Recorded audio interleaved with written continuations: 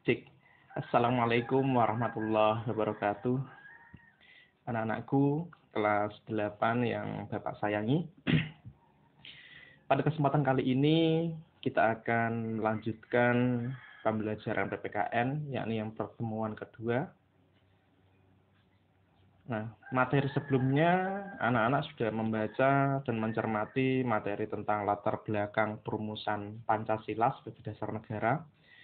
Sekilas kita bisa menyimpulkan bahwa latar belakang perumusan Pancasila sebagai dasar negara itu diawali dari dibentuknya BPUPKI, yang mana BPUPKI ini melaksanakan sidang selama 2 kali, yakni yang sidang pertama dengan agenda merumuskan dasar negara. Nah, pada saat itu ada 3 tokoh nasional yang merumuskan dasar negara Indonesia. Akan tetapi setelah 3 usulan itu belum menemukan titik hasil yang final, kemudian dibentuklah panitia kecil yang diberi nama Panitia 9 yang bertugas untuk menampung segala masukan dari anggota BPUPKI yang berkaitan dengan dasar negara. Nah, dari Panitia 9 ini menghasilkan dengan rumusan dasar negara yang diberi nama Piagam Jakarta. Nah, dari Piagam Jakarta ini sendiri pun masih mengalami perselisihan karena ada satu sila atau satu rumusan yang cenderung memihak ke salah satu kelompok agama. Nah, dari hal itu kemudian dibentuklah PPKI. Nah, di sidang PPKI inilah Pancasila difinalkan yang dirangkai dengan pembukaan Undang-Undang Dasar 1945. Itu sekilas latar belakang dirumuskannya Pancasila sebagai dasar negara. Nah, untuk pertemuan kedua ini, kita akan belajar tentang fungsi dan peranan Pancasila. Sekilas akan Bapak jelaskan fungsi dan peranan Pancasila ini. Yang pertama, Pancasila sebagai jiwa bangsa Indonesia. Pancasila menjadi nyawa kedua bagi masyarakat Indonesia setelah nyawa yang ada di tubuhnya. Maksudnya seperti ini. Kita hidup sebagai masyarakat Indonesia itu memiliki nyawa yang ada di tubuh kita. Nyawa yang kedua itu Pancasila. Jadi kemanapun kita pergi, kemana dan dalam kondisi apapun kita hidup, Pancasila itu harus selalu ada di dalam diri kita, yakni untuk menjalankan kehidupan sehari-hari. Nah, yang kedua, Pancasila sebagai kepribadian bangsa Indonesia. Yang mana maksudnya Pancasila menjadi cerminan sikap atau perilaku masyarakat Indonesia. Jadi, kita hidup, kita menjalankan kehidupan sehari-hari harus bercermin dengan sila-sila yang ada di Pancasila. Jadi tidak boleh kita bertindak itu melanggar aturan yang ada di Pancasila. Karena apa? 5 sila ini sudah mencerminkan sebuah tatanan kehidupan yang sangat serasi, tidak saling berbenturan dan tidak menyalahi ajaran agama. Jadi, selama kita berperilaku sesuai dengan Pancasila, maka kita menunjukkan kepribadian bangsa Indonesia yang luhur. Itu maksudnya. Dan yang ketiga, Pancasila sebagai sumber dari segala sumber hukum. Ini konteksnya dalam kehidupan bernegara, bukan beragama. Jadi Pancasila itu sebagai sumber hukum masyarakat Indonesia. Nah, kalau Al-Quran sebagai sumber hukum masyarakat Islam. Nah, kalau dipadukan untuk kita sebagai warga Muslim Indonesia, Al-Quran dan Pancasila sebagai sumber hukum utama masyarakat Islam dalam bernegara. Jadi kita tidak boleh berbicara bahwa Pancasila itu tidak sesuai dengan ajaran atau isi kandungan Al-Quran. Sangat sesuai, sangat serasi. Sehingga ketika kita hidup dengan Allah, yang berhubungan dengan Allah, maka kita menggunakan Al-Quran. Nah, kalau kita hidup bernegara, kita bersumber dengan Pancasila. Itu maksudnya. Oke, kita lanjut yang berikutnya. Nah, Pancasila sebagai perjanjian luhur. Maksudnya Pancasila harus selalu dijaga dan dipedomani oleh masyarakat Indonesia. Ini janji kita, janji bangsa Indonesia, ketika Indonesia merdeka, kita harus selalu menjaga dan medomani isi Pancasila. Tidak boleh Pancasila itu diganti dengan yang lain, dan tidak boleh kita mengingkari isi-isi kandungan Pancasila. Yang kelima, Pancasila sebagai cita-cita dan tujuan bangsa Indonesia. Pancasila merupakan cita-cita tertulis masyarakat Indonesia. Maksudnya seperti ini. Pancasila itu ada 5. Apabila isi kandungan 5 sila ini terlaksana di Indonesia dengan baik, maka cita-cita dan tujuan bangsa Indonesia akan tercapai. Itu pasti. Contoh, sila kelima, keadilan sosial bagi seluruh rakyat Indonesia. Apabila pemerintah dan masyarakat adil dalam berkehidupan, maka akan menciptakan kesejahteraan masyarakat yang menyeluruh dari Sabang sampai Merauke. Itu contoh simpelnya. Nah, yang keenam, Pancasila sebagai satu-satunya asas dalam kehidupan berbangsa dan bernegara. Maksudnya ini Pancasila tidak boleh dihapus atau diganti dengan yang lain. Jadi kita tidak boleh suatu saat menghapus Pancasila atau mengganti Pancasila dengan hukum lain. Tidak boleh. Karena ini keputusannya sudah final dari mulai merdekanya Indonesia sampai selamanya.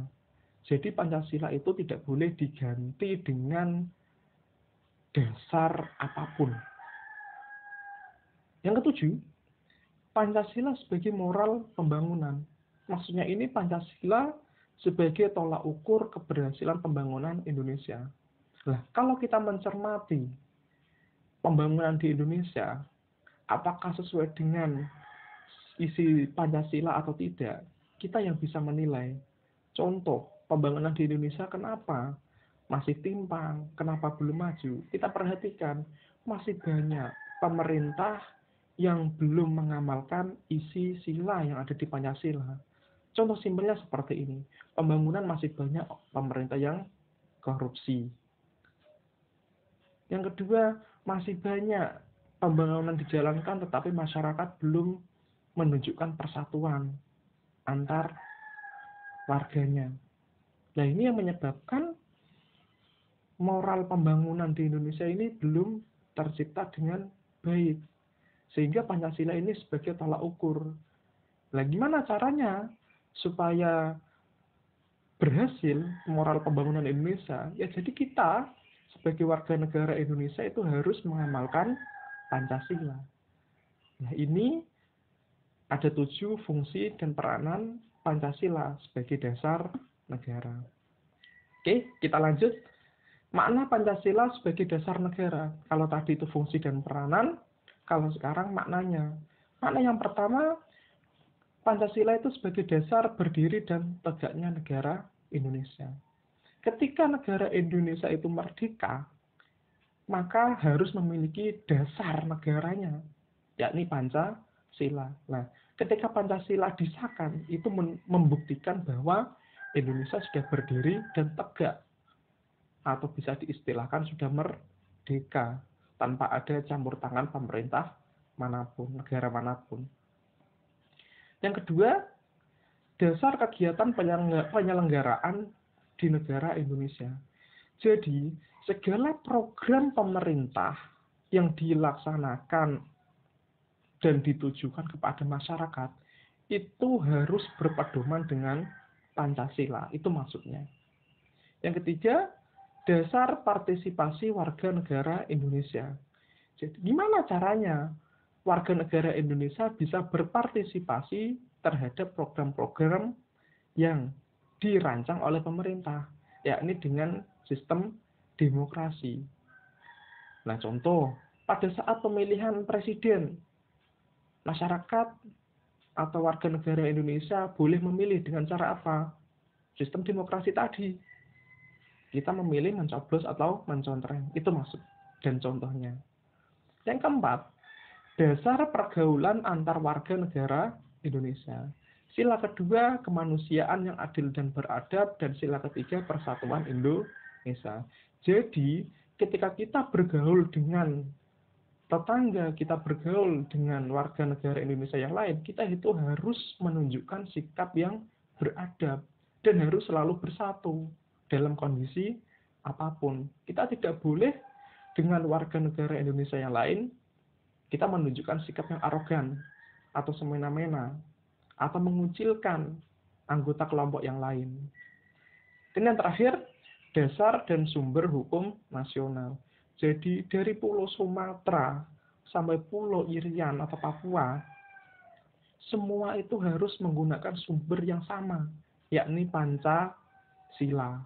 Jadi tidak boleh ada istilah Jawa Pancasila, Bali tidak, Kalimantan Pancasila, Sulawesi tidak. Tidak. Semuanya harus menggunakan sumber hukum nasional yang sama, yakni Pancasila. Itu maksudnya. Next, kita lanjut yang berikutnya. Nah, dasar hukum yang memperkuat Pancasila sebagai dasar negara, yakni yang pertama, sidang PPKI yang dilaksanakan pada tanggal 18 Agustus tahun 1945. Nah, pada sidang ini ditetapkan dan disahkannya Pancasila sebagai dasar negara. Ini dasar hukumnya. Yang kedua, Dekret Presiden 5 Juli tahun 1959, yang mana Dekret Presiden ini diberlakukannya kembali Undang-Undang Dasar tahun 1945. Yang ketiga, Instruksi Presiden nomor 12 tahun 1968. Nah, di instruksi ini menegaskan bahwa rumusan Pancasila yang benar dan sah, yang berarti Pancasila ditegaskan sebagai dasar dan ideologi negara. Ini sifatnya menegaskan kembali kalau Pancasila itu sebagai dasar dan ideologi negara. Dan yang keempat, ketetapan MPR nomor 18/MPR/1998. Ini tentang pencabutan ketetapan MPR RI nomor 2/MPR/1978 tentang pedoman penghayatan dan pengamalan Pancasila atau dikenal dengan istilah Eka Prasetya Pancakarsa. Jadi ada 4 dasar ini yang menjadikan atau memperkuat Pancasila itu sebagai dasar negara Indonesia. Kita lanjut, ini materi yang terakhir nantinya pada pertemuan kali ini. Pelaksanaan Pancasila sebagai dasar negara. Ini implementasinya di dalam kehidupan sehari-hari. Yang pertama di bidang hukum. Segala peraturan atau tindakan yang berkaitan dengan hukum itu harus sesuai dengan isi Pancasila. Jadi tidak boleh kita membuat sebuah aturan dan melaksanakan aturan itu semena-mena dan melenceng dari kandungan Pancasila. Itu yang pertama. Contohnya, di bidang hukum ini, contoh, kita sering mengenal adanya hukum adat. Hukum adat yang di Bali ini tidak boleh bertentangan dengan Pancasila. Yang keduanya, contoh seandainya perilaku yang nyeleweng. Ketika kita berkendara, tidak memakai helm, kemudian kita ditilang. Tetapi kita tidak mau membayar. Itu menunjukkan bahwa kita itu tidak sesuai dengan isi Pancasila. Nah, yang kedua, bidang sosial budaya. Jadi segala kehidupan sosial dan kebudayaan masyarakat harus bercerminan dengan isi Pancasila. Jadi kita hidup sehari-hari, budaya yang ada itu tidak boleh bertentangan dengan isi Pancasila. Jadi kehidupan serasi akan muncul ketika kita selalu berpedoman dengan Pancasila. Yang ketiga, bidang politik. Segala partai politik harus menunjukkan sikap yang sejalan dengan isi Pancasila. Kita mengenal banyak sekali partai politik. Ada Golkar, Demokrat, P3, PKB, Hanura, PDIP, dan lain sebagainya. Semua partai itu harus menjunjung tinggi Pancasila dan harus menerapkan Pancasila bagi seluruh kader-kadernya atau anggotanya. Tidak boleh menyeleweng. Itu. Nah, ini yang terakhir, bidang ekonomi. segala program pembangunan yang dilakukan pemerintah semata-mata untuk kesejahteraan rakyat. Tidak boleh adanya program pembangunan, oh saya jadi pemerintah, ada pengaspalan jalan, oh saya korupsi lah, nggak apa-apa, nggak ada yang tahu. Tidak boleh. Jadi segala program pembangunan itu tujuan utamanya dan tidak ada tujuan lain yang semata-mata untuk kesejahteraan rakyat. Nah, inilah implementasi pelaksanaan Pancasila sebagai dasar negara. Demikian materi pertemuan kedua pada kesempatan pembelajaran virtual ini. Apabila ada materi dari Bapak yang kurang jelas, nanti kita diskusikan bersama. Kurang lebihnya Bapak mohon maaf. Akhirul kalam. Assalamualaikum warahmatullahi wabarakatuh.